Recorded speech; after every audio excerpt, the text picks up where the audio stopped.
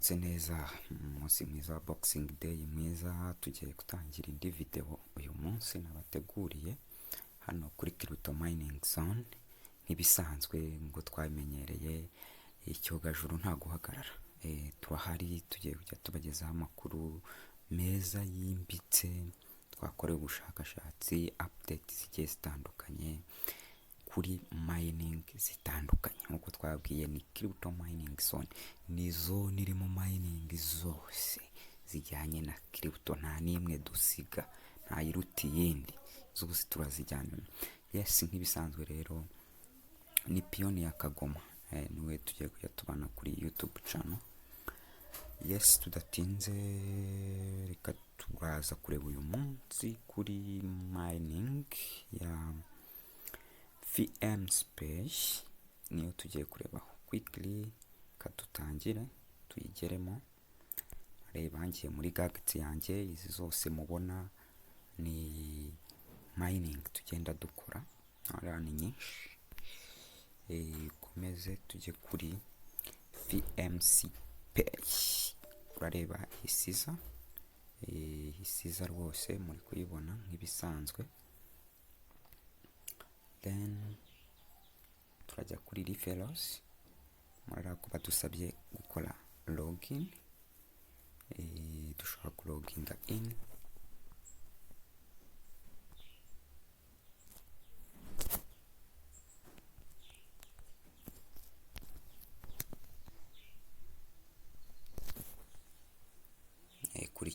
Kurikirana ntagire ikigucika rwose. Yes,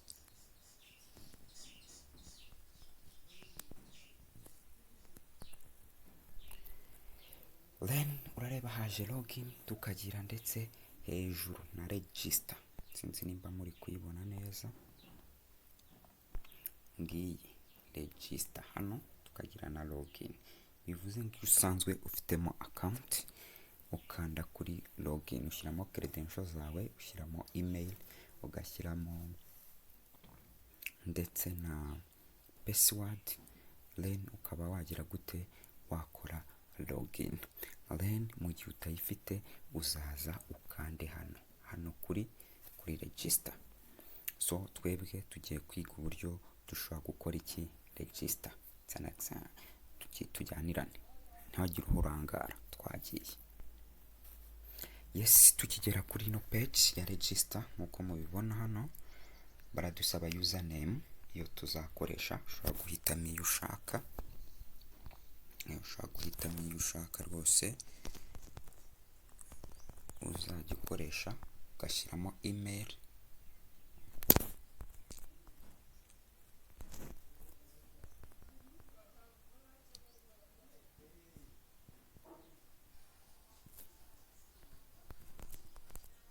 Kurikirane nturambirwe, tubibone neza uko umuntu ashobora kwinjira muri VM Space uyu munsi.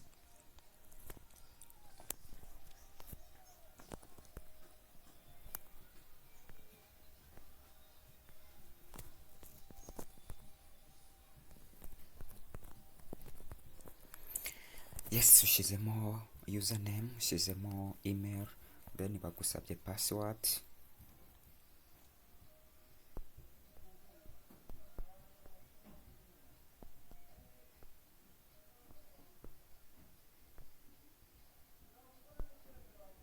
Confirming a password.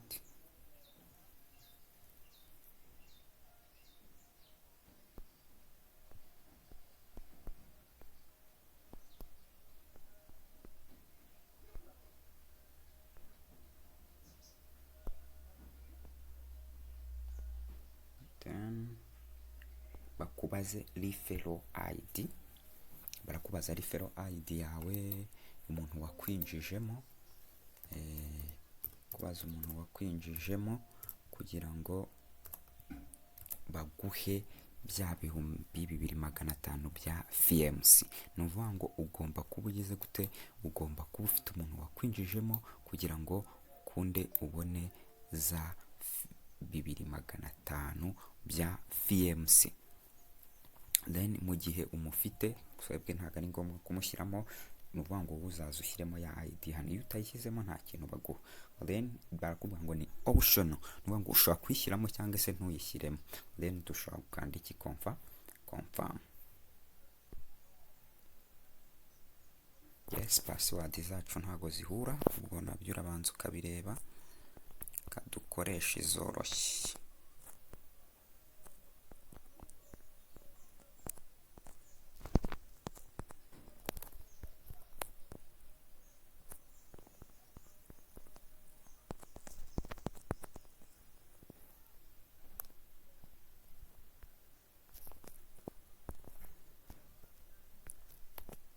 Bamenyesha ko iyi coin ni ya exchange, igenda izamuka buri mwanya.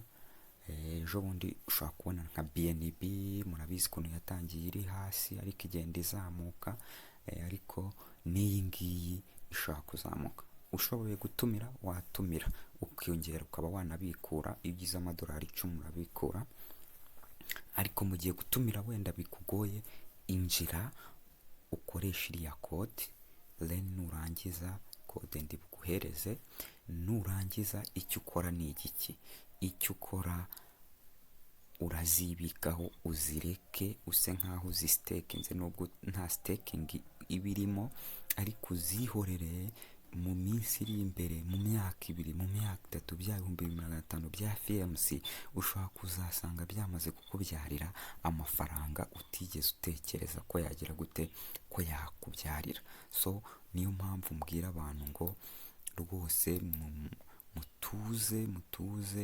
500 mubibikeho rwose, ntagire ubagora ngo bace intege, ntabace intege. Then tunahige referral code, turebe ko twayishyiramo nayo byaba byiza kurushaho. Duhige code ya FMC Pay, yes, nayo tuyishyiremo kugira ngo tubijyanire rimwe bive mu nzira.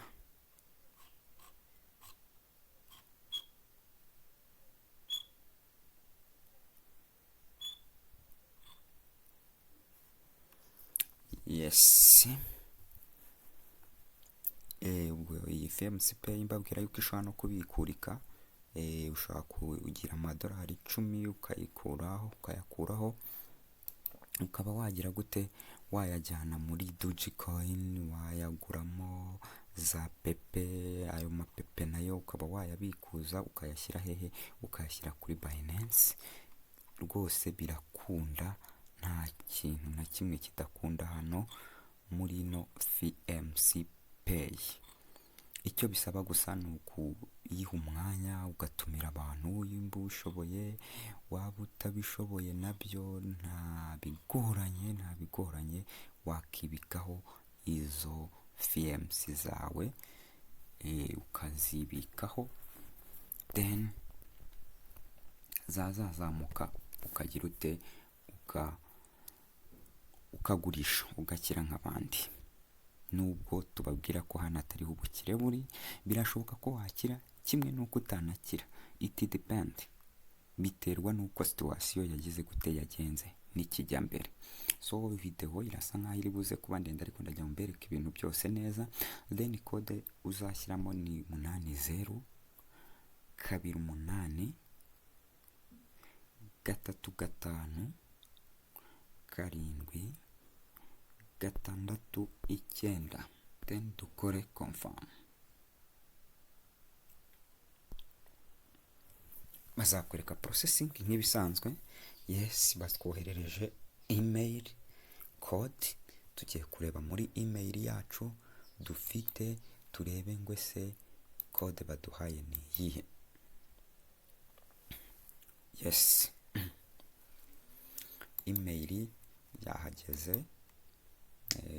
Ngende gukoresha n'indi mashini, koresha laptops, ariko uzahita ujya muri email yawe ushakemo iki, ushakemo ya code uyizane. Bamaye 17 20 then turangiza dukora iki, confirm, then password yagiyemo, turangiza dukora iki, notes, twashyizemo ya account yindi, dushyiremo email twakoresheje. Iyo umaze kwiregistaringa uhita ujya kuri app store cyangwa se ukajya kuri Android ukadownloadinga app. Twe urareba yari irimo, niyo mpamvu bihise bikomerezaho. Uzaza ushyiremo email wakoresheje nk'ibisanzwe, then ukoreshe na password wakoresheje,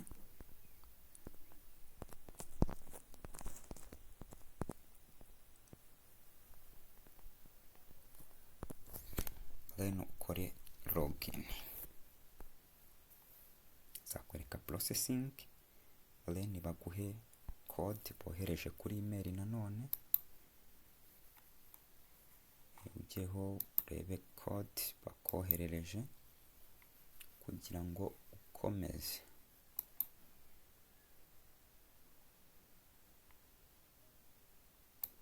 Yes, code yahageze. Ubu ndi guhita njya muri Gmail yanjye nkahita ndebamo code bampaye, nkayizanamo. Hano bampaye 410305,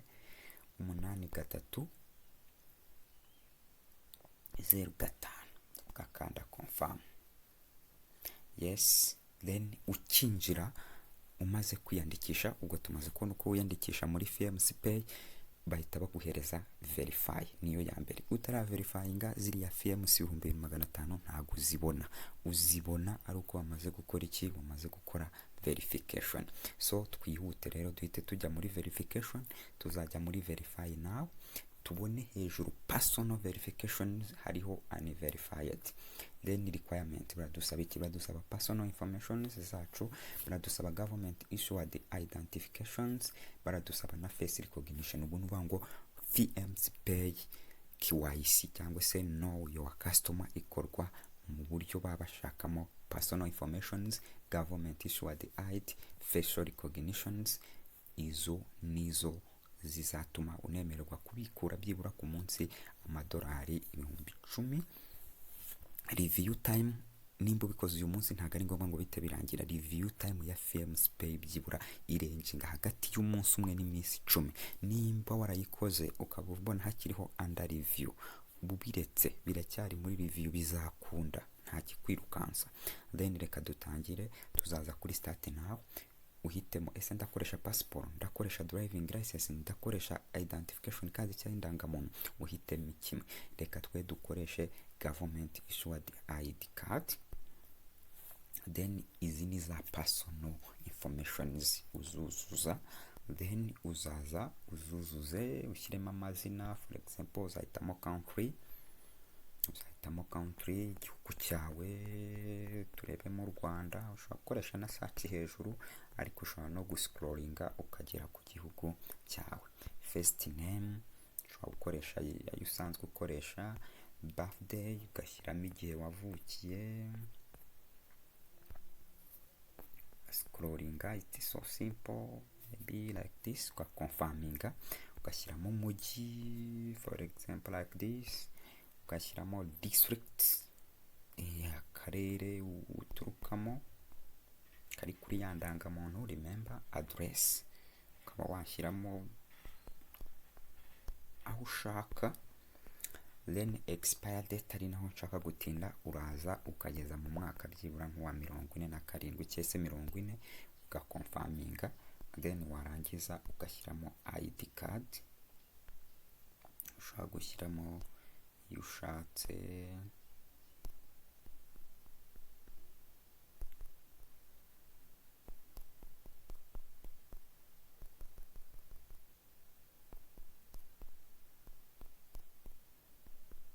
Kuko ndi gukoresha iyo mbonye, ariko uzashyiramo ID yawe ya nyayo.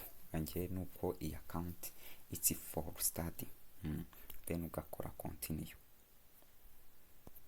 Then yuje ugakanda kuri continue, bahita bakwereka personal verification.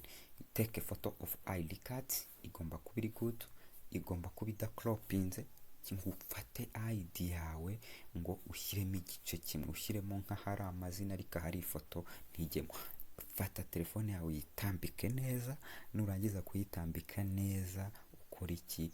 ufotore indangamuntu yawe neza ikwiremo inguni zose zigere gute zigeremo, wirinde ko hazamo igicucu ndetse wirinde yuko hashobora kuzamo indi mirasire uri gufotorera nko ku itara. Then igomba kuba ari government issued, igomba kuba ari original in full size and edited document, igomba kuba itari nta edit itarahinduyeho ikintu na kimwe kandi kiri muri size bayitanzemo. Then ugomba kuyishyira kuri single colored background, ni ukuvuga ngo ntabwo wemere kugenda ngo uyishyire ku gitenge ufotorereho. Fata urupapuro rw'umweru rw'ibara rimwe, nurangiza uterekeho ID yawe, nurangiza uyifotore nk'uko bisabwa, bibe bigaragara bisomeka ndetse biboneka neza, image ziriho zose ziboneka neza, nta black and white images. No edited of expired document, nta expired niba ari driving license ukayeditinga bazayicekinga bayibone, you will miss the opportunity. Size byibura igomba kuba iri hagati ya kilobyte 10 ndetse na kilobyte 5120. Izi ngizi ni hagati ya 10 kilobyte ndetse na 5 megabyte, nta foto ipfa kurenza aho ngaho. JPG, JPEG, PNG format nizo tuzakoresha. Then uzaza hano ukandemo, nge ntabwo ndi bukandemo ko narayikoze, ariko najya mbikubwire niwubahiriza ibyo nkubwiye hejuru, your FIEMS KYC izahita ikunda. Uzashyiramo front of document, hano ushyiremo back, nurangiza ukontinue. Mu gukontinue naho bazahita baguhereza iki, bazaguhereza